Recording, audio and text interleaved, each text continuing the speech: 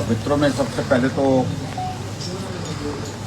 क्षमा चाहूँगा कि आप सबके बीच में पहुँचने में बहुत विलम्ब हुआ, बहुत देर करने, लेकिन रास्ते में पालमपुर पहुँच करके हमारे रास्ते में कुछ कार्यक्रम ऐसे जोड़ दिए जहाँ जाना भी बहुत जरूरी था और इस कारण से यहाँ पहुँचने में देर था। पार्टी के हमारे यहाँ के प्रत्याशी भी आप सबके बीच में पहुँचे, डॉक्टर राजीव भारद्वाज।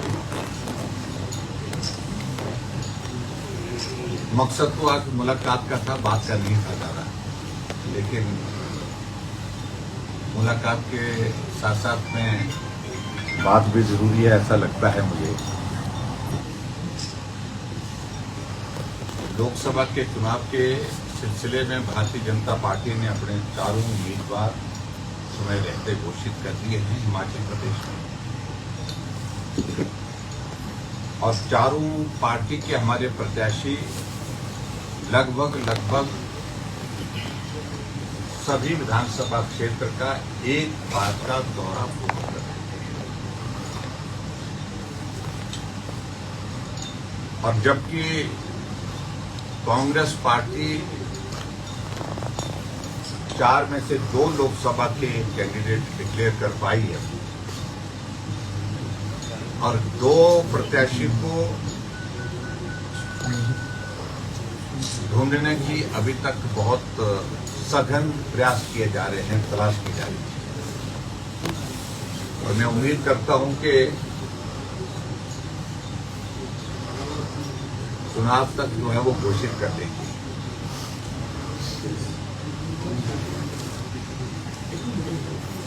अब की बात पूरे देश भर में जो वातावरण है, मुझे लगता है कि उसके बारे में कुछ कहने की आवश्यकता नहीं है।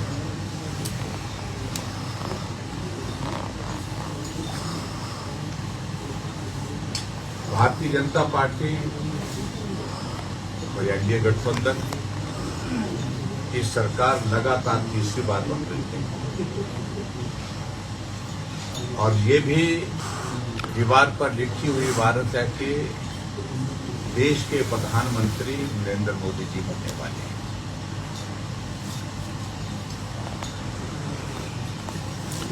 और जिस तरह का समर्थन पूरे देश भर में हर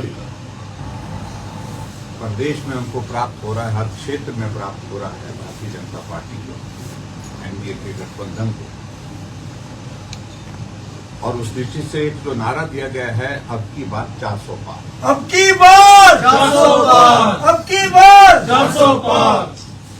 और ये 400 पार का आंकड़ा एक महज सिर्फ चुनाव की दृष्टि से कहा हुआ आंकड़ा नहीं है, यथार्थ रूप में इसको हम अपने सामने होते हुए देखेंगे, ऐसी पूरी संभावना है।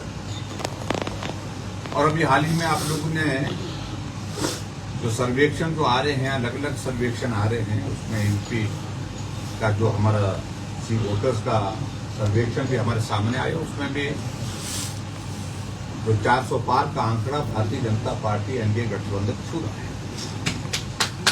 और मुझे इस बात को लेकर के भी प्रसन्नता है कि उसमें हिमाचल प्रदेश का विशेष जिक्र हुआ है कि हिमाचल प्रदेश में भारतीय जनता पार्टी चारों सीटें जीत रही है। 2014 में भी जीते थे, 2019 में भी जीते थे और 2024 में भी जीते थे।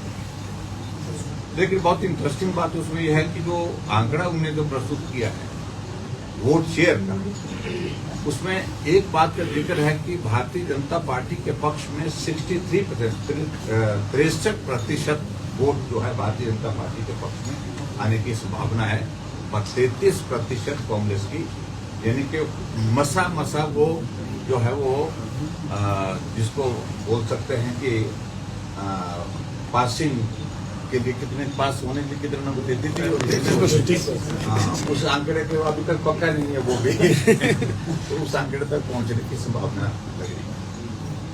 मैं उन सारी चीजों, क्योंकि ये तो लोकतांत्रिक प्रक्रिया के दौर में सब उनको गुजरना है, मित्रों, अब की बार हिमाचल प्रदेश के लिए ये लोकसभा के चुनाव के साथ साथ में एक अलग तरह की परिस्थिति देखने को मिल रही है, क्योंकि हिमाचल में 4 लोकसभा के चुनावों के साथ 6 विधानसभा के उपचुनाव भी होने जा रहे हैं, जो घोषित हो चुके हैं।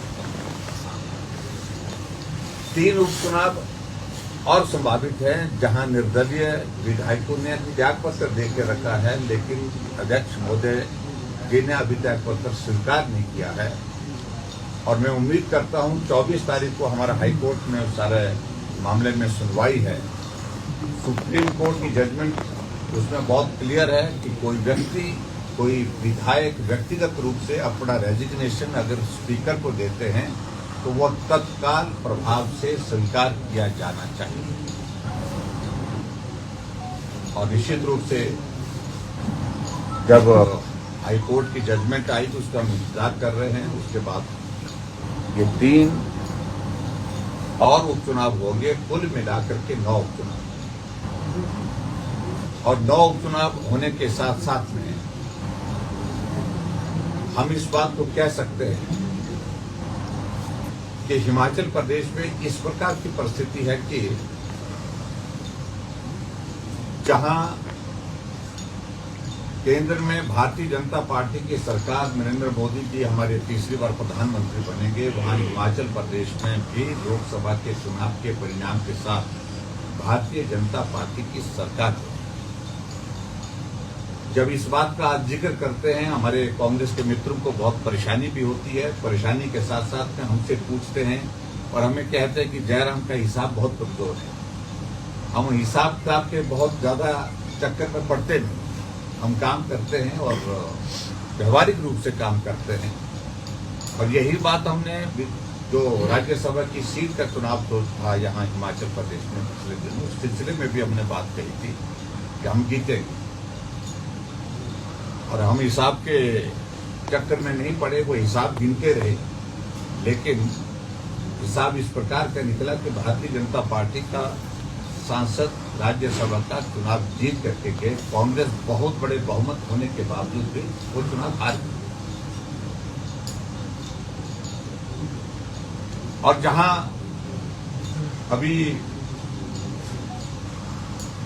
विधानसभा के चुनाव के सिलसिले में अगर वो हमको पूछे तो मैं सिर्फ इतना ही कहूंगा, 9 उपचुनाव हो रहे हैं तो 9 उपचुनाव अगर हम जीतते हैं तो निश्चित रूप से भारतीय जनता पार्टी का बहुमत हिमाचल प्रदेश विधानसभा के अंदर और कांग्रेस की सरकार सत्ता से बाहर निकलेगी।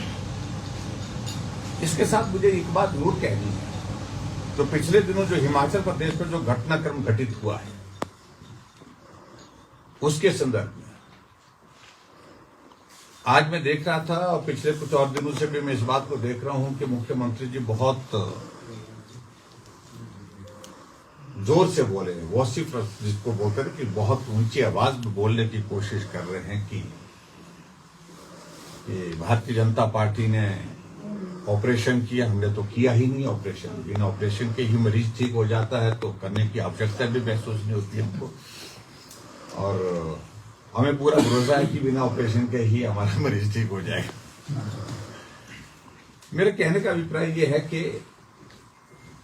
जो वर्तमान परिस्थिति हिमाचल प्रदेश में, जो पॉलिटिकल टर्मोइल एक तरह का हमारे हिमाचल प्रदेश में कांग्रेस पार्टी, सत्तारूढ़ पार्टी फेस कर रही है, जिसमें हमको वो दोषी ठहराने की कोशिश कर रहे हैं, उस सारी चीज से हमारा कोई दूर दूर का लेना देना नहीं। सीधी सी बात है, कांग्रेस के विधायक नाराज चल रहे थे और नाराजगी उनकी बहुत व्यवहारिक थी, बहुत तर्क के साथ उन्होंने अपनी बात को कहा। विधानसभा के अंदर भी उन्होंने बात कही, विधानसभा के बाहर भी उन्होंने बात कही, एक बार नहीं अनेक बार बात कही। लेकिन मुख्यमंत्री जी मशगूल रहे, मस्त रहे अपने मित्रों के साथ, जहां जो लोग चुन करके कभी आ नहीं सकते हैं उनको कैबिनेट का दर्जा दे करके उनके साथ ही सलाह में मशरूफ रहे, व्यस्त रहे। और चुने हुए विधायक बाहर इंतजार करते रहे और ये इंतजार का दौर, जलालत का दौर लंबा हुआ। 14 महीने के बाद आखिरकार एक ऐसा दौर आया जहां चुने हुए प्रतिनिधियों चुने हुए विधायकों ने कहा कि बहुत बोल लिया, अब हमको कदम उठाना चाहिए। और उन्हें कदम उठाया। उस कदम के मुताबिक उन्होंने भारतीय जनता पार्टी के कैंडिडेट को समर्थन दिया और उसमें भी उन्होंने तर्क दिए कि बाहर का सांसद जो है वो नहीं चाहिए। एक बात, लाइट भी उसी वक्त जाती है जब, तो भारतीय जनता पार्टी का प्रत्याशी हमारा हिमाचल का है, चंबा जिला से है आपके, और कांग्रेस के नेताओं को भी उन्होंने कहा था कि बाहर का सांसद लाना उचित नहीं है, हिमाचल के किसी व्यक्ति को देना चाहिए टिकट, लेकिन नहीं हुआ वो। और उसके बाद हैरानी की बात यह थी कि कैंडिडेट उस व्यक्ति को बनाया जिसने सुखविंदर सिंह सुक्खू के मुख्यमंत्री बनने के बाद कैबिनेट के पहले निर्णय का विरोध किया। वाटर सेस पर अगर वो प्राइवेट कंपनी की ओर से कोई वकील कोर्ट में प्रस्तुत हुआ है तो वो मनु सिंघवी जी, और यही मनु सिंघवी जी हैं जो भगवान रामचंद्र जी काल्पनिक एक सोच है, उनके अस्तित्व पर, भगवान रामचंद्र जी के अस्तित्व पर उन्हें प्रश्न खड़े किए। और 25 साल तक जो मुकदमा कोर्ट में चलता रहा, सुप्रीम कोर्ट में चलता रहा, तो ये भगवान रामचंद्र जी जन्म मतलब अयोध्या में पैदा ही नहीं हुए, इस बात की पैरवी करते रहे। तो आखिरकार एक परिस्थिति इस प्रकार की बनी कि चुनाव हुआ और चुनाव में इसमें 9 विधायकों ने भारतीय जनता पार्टी को समर्थन दिया, सहयोग दिया, जिसमें 6 कांग्रेस के, 3 निर्दलीय विधायक भारतीय जनता पार्टी के हमारे सांसद उसने चुनाव जीते। अब नैतिकता वास्तव में ये बनती है जब चुनाव का परिणाम आया, बहुमत होने के बावजूद राज्यसभा में कांग्रेस हार गई, नैतिकता तो ये बनती थी कि त्यागपत्र देना चाहिए, लेकिन नहीं दिया। दूसरे दिन हिमाचल प्रदेश की विधानसभा के अंदर बजट पास होना था, बजट सत्र चला हुआ था, और उस बजट सत्र में अपना बहुमत उनको नहीं लग रहा था। ऐसी सूरत में बजट पास करना बहुत आवश्यक था। अगर बजट पास नहीं होता तो आपको मालूम है प्रोविजन है उसमें, फिर सरकार चले जाती है अगर बजट पास नहीं होता। तो भारतीय जनता पार्टी के 15 विधायकों को बिना किसी वजह के, बिना किसी कारण के उनकी सदस्यता सस्पेंड की गई। हमको सस्पेंड किया गया, जिसमें मैं भी शामिल था, ठाकुर जी भी शामिल थे, बहुत भाग्यशाली हैं। और 15 विधायकों को सस्पेंड करके 100 कमांडो भेज करके हमको सदन से बाहर उठा करके फेंक दिया गया। और नैतिकता की ये दूसरा एक पैरामीटर है जहां बजट को पारित करने के लिए कांग्रेस पार्टी को, कांग्रेस की सरकार को भारतीय जनता पार्टी के जिनके विपक्ष के 15 विधायकों को सस्पेंड करना पड़ा, सदन से बाहर उठा करके फेंकना पड़ा। तो सत्ता में रहने का नैतिक अधिकार तो है ही नहीं, पहली बात। और आजकल के जो हालात हैं जिस प्रकार के, उन हालात के मुताबिक मैं कह सकता हूं कि सरकार नाम की कोई चीज है ही नहीं हिमाचल प्रदेश में। कानून व्यवस्था के सिलसिले में आज जिसके कारण मैं आप सबके बीच में पहुंचने में विलंब हुआ, पालमपुर में एक बेटी जो पढ़ाई कर रही है, एमए की पढ़ाई कर रही है, बस स्टैंड पे वहां पर एक युवक तेज धारदार हथियार से उन पर हमला करते हैं। 10 से ज्यादा वार उन पर किए गए और उस बेटी को लहूलुहान कर दिया। जिंदगी और मौत के बीच में वो जूझ रही हैं इस वक्त पीजीआई चंडीगढ़ में। फिर आज उनके पिता से बात हुई, उनकी कजिन सिस्टर से बात, उनको मिलने के लिए उनके घर भी गया। और उससे कुछ दिन पहले वहीं पालमपुर के सुला विधानसभा क्षेत्र जो साथ लगता इलाका है, वहां पर एक 50 वर्ष की एक महिला की हत्या हुई और उसका गला काट दिया गया। जो कटर होता है, पेपर कटर होता है, उससे काट करके उनको नाले में फेंक दिया गया। पिछले कल बद्दी में गोलीबारी हुई जिसमें 10 लोग घायल हुए पड़े। प्रदेश की राजधानी शिमला में पुलिस रिपोर्टिंग रूम के सामने माल रोड पर एक युवक की जो बकरे की मीट काटने का जो होता, क्या बोलते हैं उसको, टोका बोलते हैं, उस टोके से काट करके उसकी हत्या कर दी। शिमला के रिज मैदान में आशियाना जो टूरिज्म का हमारा वहां पर रेस्टोरेंट है, उस रेस्टोरेंट में भारतीय जनता पार्टी के हमारे नेता प्रेस कॉन्फ्रेंस के लिए आते हैं, उन पर एनएसयू और यूथ कांग्रेस के लोग हमला कर देते हैं। आपके ही इसी चंबा जिला के अंतर्गत एक नौजवान को जब कांग्रेस की सरकार बने, सरकार बनने के बाद उसके 8 टुकड़े करके बोरी में डाल करके नदी में फेंक दिया गया, तो इस खड्ड में फेंक दिया, नाले में फेंक दिया गया। तो कानून व्यवस्था की सारी चीजें हो रही कहां से? पुलिस तो दूसरे काम में लगा के रखी है। पुलिस लगाई है हम सबके फोन टैपिंग के काम में, उनको वो कहां जा रहे हैं पूरी उनकी लोकेशन लेकर के आओ। शाम को मुख्यमंत्री को ब्रीफ किया जाता है सीआईडी के अधिकारियों द्वारा कि ये बंदा यहां गया था, जयराम ठाकुर यहां बैठा, 15 मिनट यहां बैठा, 15 मिनट वहां गया, सारी लोकेशन उनको दी जा रही। आखिरकार तमाशा बन गया ये। तो कांग्रेस के कुछ विधायकों को सुरक्षा इस कदर दी गई है, Z+ सिक्योरिटी से भी ज्यादा सुरक्षा दी गई है। 20 कमांडो एक विधायक की सुरक्षा के लिए दिए गए। आगे पायलट जाती है, पीछे एस्कॉर्ट जाती है और बहुत सारी गाड़ियों में पुलिस जाती है। तो जो कानून व्यवस्था के लिए जो काम पुलिस को करना था उनको किस काम में लगा के रखा? ये तो परिस्थिति है। इसलिए तो बहुत सारी चीजें, हम बहुत सारी बातें कह सकते हैं। हिमाचल प्रदेश में कांग्रेस तमाशा बनते हैं। गारंटियों के सिलसिले में मुझे कहने की आवश्यकता नहीं थी। अब तो गारंटी का जिक्र करना हमने इसलिए छोड़ दिया क्योंकि अब सरकार की ही गारंटी दी और ऐसा लगता है कि पूरी जरूर होता है ना, तो सरकार की ही गारंटी पूरी हो गई है।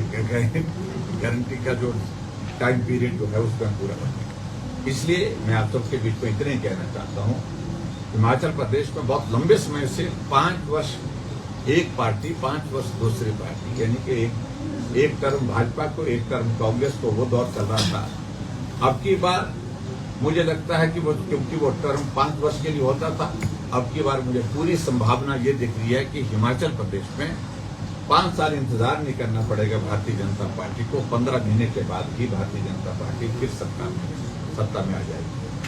और जहां हमारे सांसदों की बात है, मैं यही कहूंगा कि कांगड़ा चंबा लोकसभा क्षेत्र से पिछली बार हमारा जीतने का मार्जिन हाईएस्ट था और अब की बार भारतीय जनता पार्टी के हमारे प्रत्याशी डॉक्टर राजीव भारद्वाज जो पार्टी के बहुत कर्मठ और बहुत अनुशासित कार्यकर्ता हैं, जिनके बारे में पार्टी ने चर्चा करने के बाद निर्णय लिया कि कार्यकर्ता को चुनाव लड़ाना चाहिए, जो हमेशा समर्पण के भाव के साथ काम करते रहे।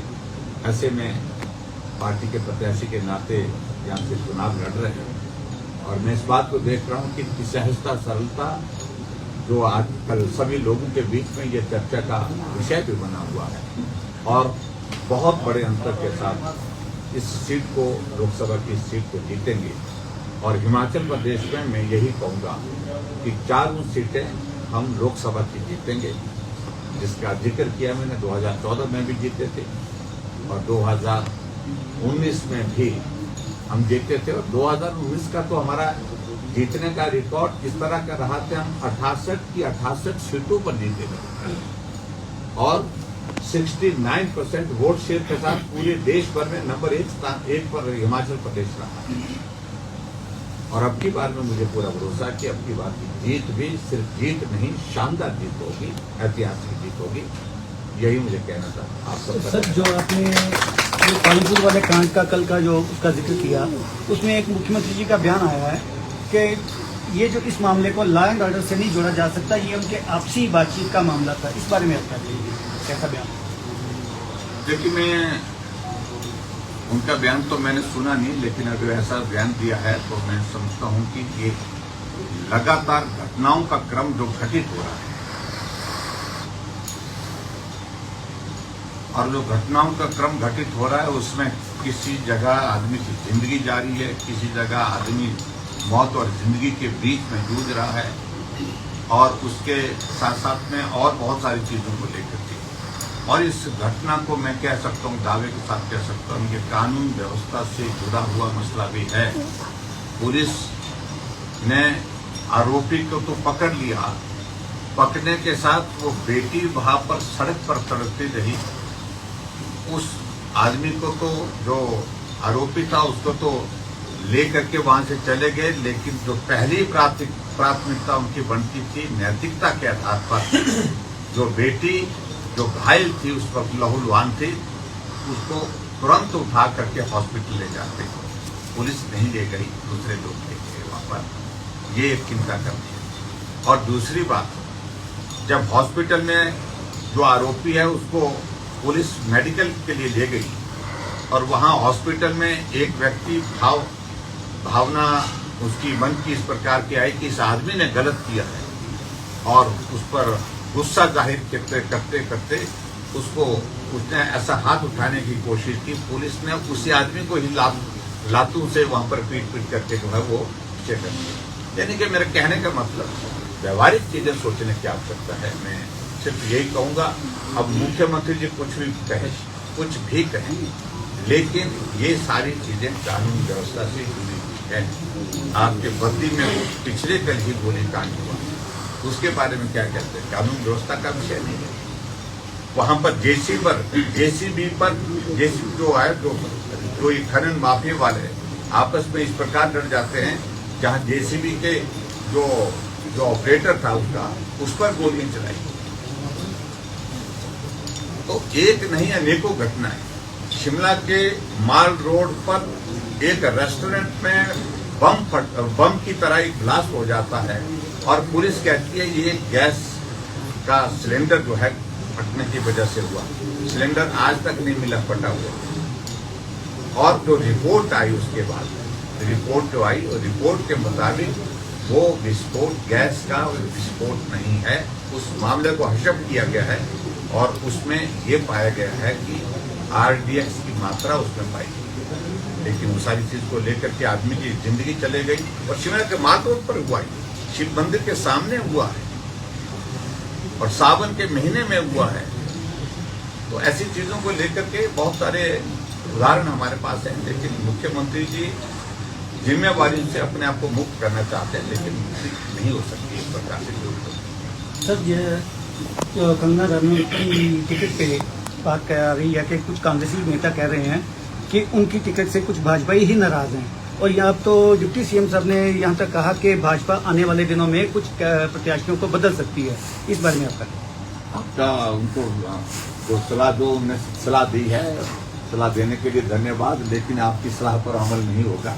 भारतीय जनता पार्टी अपने पार्टी का प्रत्याशी कौन होगा वो निर्णय करने में सक्षम है, और मैं यही कहूँगा कि अगर ये हालात बने हैं तो कांग्रेस पार्टी के अंदर इस तरह के हालात हो सकते हैं, लेकिन भारतीय जनता पार्टी में इस तरह की किसी बात को लेकर के कोई चर्चा नहीं। और जहाँ नाराजगी की बात है, नाराजगी दूर हो गई है सबकी, सब लोग काम में जुट गए थे, कोई भी आदमी ऐसा नहीं काम में नहीं।